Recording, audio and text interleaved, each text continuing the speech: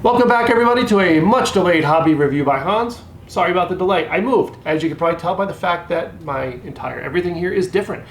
It kind of takes a little bit of time to put everything you own into a box, move it across town, take everything out, set it all back up. But the cool thing is, the cheap black folding table is gone. A little secret, in those older videos with that cheap black folding table, which thank you for those that noticed that how bad that was. I was actually sitting on a tackle box. Now I have an actual chair. Well, it's a stool, but it's a nice stool.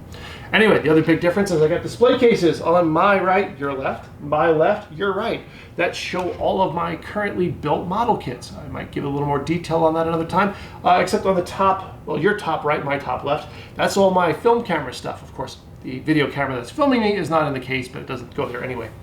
Anyway, got right here. This is my 250th subscriber giveaway. I don't have 250 subscribers yet. That's why you haven't missed it. I'm at 237 and it's stuck there for a while. So get your friends to like and subscribe so that you can win this kit and rub it in their faces that you won this. This is the R Duck Locomotive Works Portland, Maine 042 in custom naming for Hobby Reviews by Hans and custom number 104, which matches the number on the car I used to autocross, which is on a completely different YouTube channel that I'm probably going to delete because it's embarrassing and I never finished the project and I just sold the car. Anyway, that's a whole different topic. Today's topic, these guys right here, we have from Tamiya. This is their 1/48th scale armor lineup. Now, as you know, covered their 1/35th armor in a previous video. 1/35th is pretty much the default scale for armored model kits. There's a decent amount of 1/72nd out there. Not really decent, but there's some. There's also a fairly good amount of 1/16th these days. There's not much in 1/48th, so this kind of makes Tamiya pretty unique on it. But we're going to look at these kits here. So I have built one of the first ones of that lineup that I did. We have the M10 tank destroyer, and also we have the British 7-ton armored car Mark IV, which I believe is a Humber armored car, but because that's a brand name, they don't want to, intrude on copyright and things like that. So let's get a close look at the M10 here, and then we're going to dive into the Humber and see what's going on in there. Now, before we talk about the Humber here, let's talk a little bit about the M10, because there's some history to this lineup that needs to get covered at this point. So this is, of course, it's an M10, so it's based on the Sherman tank hull. Now, the Shermans were some of their very first kits in this lineup. The very first one, I believe, was an M4A1. And so on those kits that it carried over here, your lower hull is a die-cast piece. So like I said, it is literally a metal lower hull. And that gives us some weight.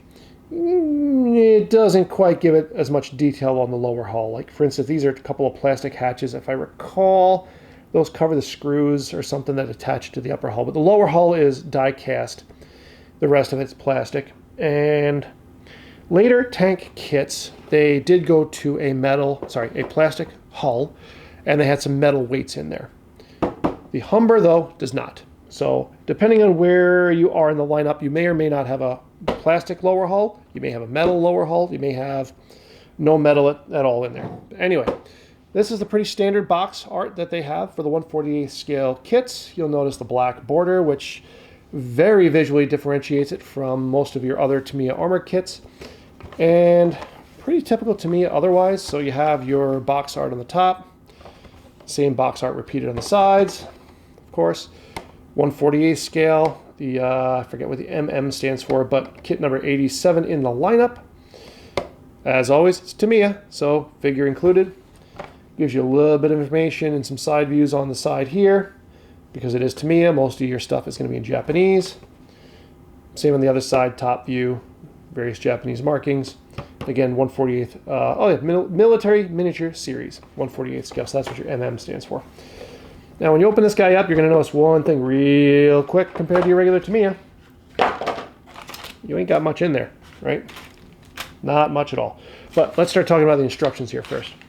So they're going to be pretty close to your standard Tamiya. A little bit more, some little different details up in the front here. Like, for instance, you have this tech tip sheet that I believe is in every one of the 1/48th I've had so far.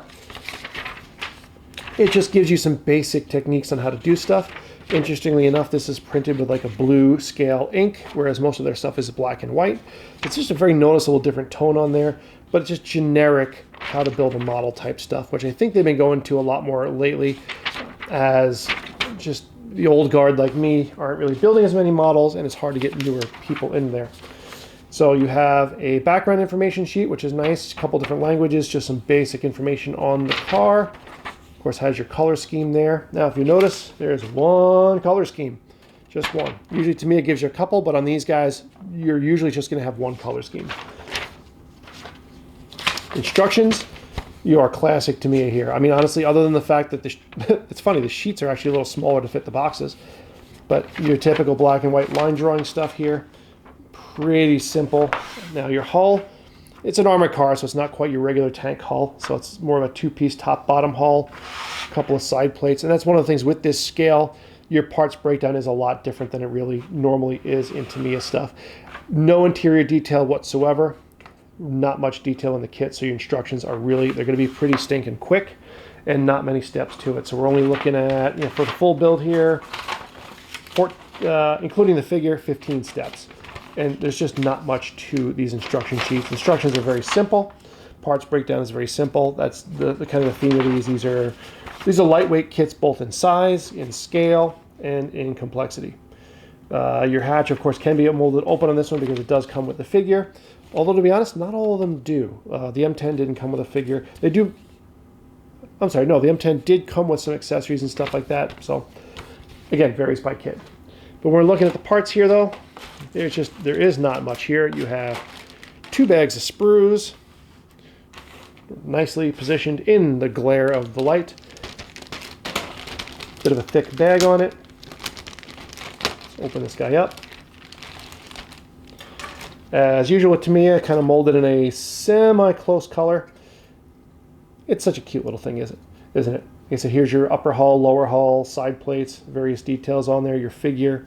Really nothing too dramatic here. But the one thing you're going to notice, now it does have like the top hatch on the turret can be placed open or closed.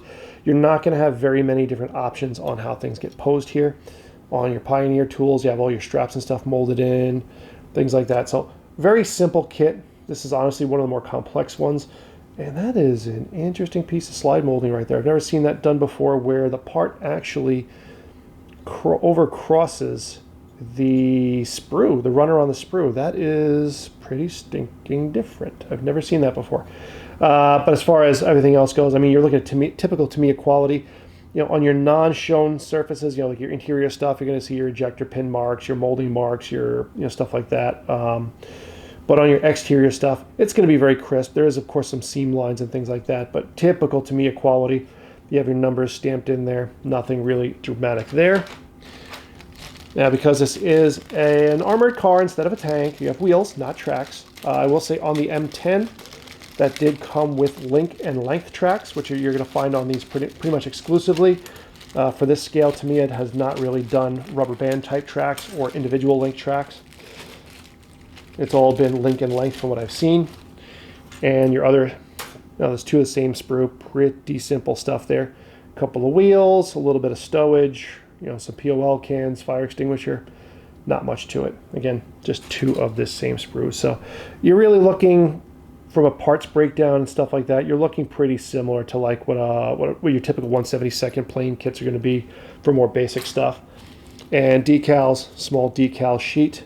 Typical Tamiya as far as thickness and stuff like that. On the M10, I ended up actually painting some of the stuff because Tamiya decals tend to be a little on the thick side, so it didn't really wrap around stuff, but not much on the decals. Tamiya typically doesn't give you much on decals. And that's really the gist of it. It's just, like I said, it is not a complicated kit whatsoever. I mean, this is going to be, other than the wheels, this is it. So we're looking at like 1/72 airplane type stuff. Not much by way of options, in either build options or marking options or anything like that. Posability, none of that. And big old standoffs there for how it attaches to the other side of the hull. So, but like I said, in this kit, there is none of that. No metal weights or anything like that, but don't be surprised if you get something else in the lineup that you either have a die-cast lower hull or if you have some metal weights in there. But yeah, cute little kit. I'll definitely build this guy. I might try to find some different decals, but there we are. The 148th British Armored Car Mark IV from Tamiya. So when I get around to summarizing these things, it gets a little trickier, okay? Because I'm trying to compare things that aren't quite the same. Of course, noticeably, this kit is smaller. Great. It says so in the box. It says 1/48 scale instead of 1/35. Now, yes, compared to a 1/35 M10, this guy is noticeably smaller. That's not a bad thing, though. I mean, realistically, it's just a matter of what you want to have on your shelf. So I'm not going to say points for or points against because it's a different scale, because it's not pretending to be anything it's not. I got to say, though, I do like this scale. I don't know, it's really growing on me over time. I thought these things were kind of like toyish and jokey when I first built this thing, but I've really grown to like the way this kit looks on the shelf. I know part of it could be because, like I said, it's got that die-cast hull. This particular one, it's got some weight to it, like literal weight.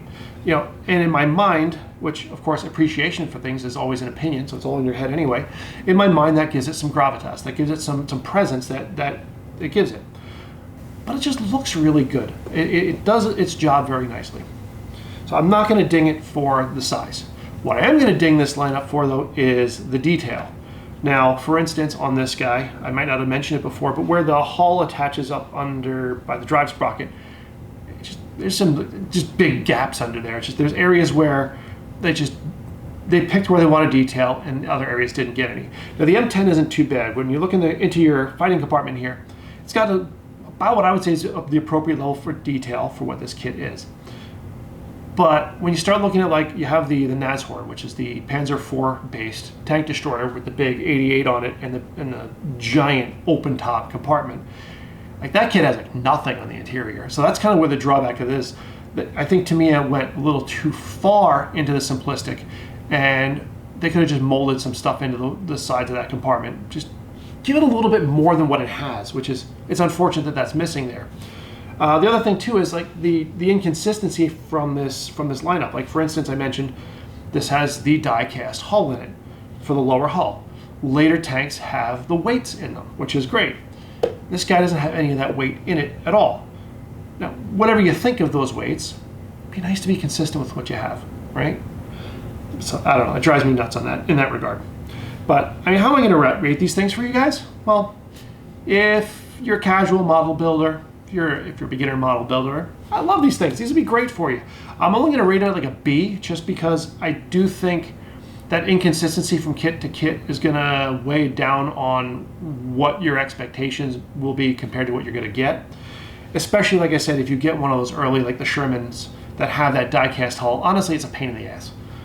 So it was a silly decision by Tamiya, but it is what it is.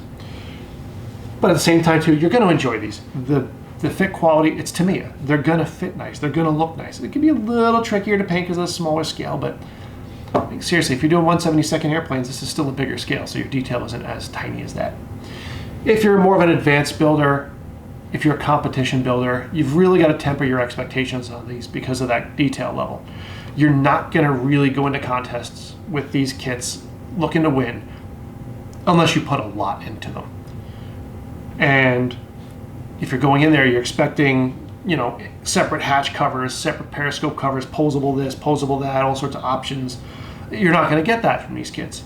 So you need to temper your expectations to what they are. They are fun little kits that are made to be simple. If you're okay with that, I honestly suggest you really build them because they are fun little kits. But it is going to knock back what you're used to.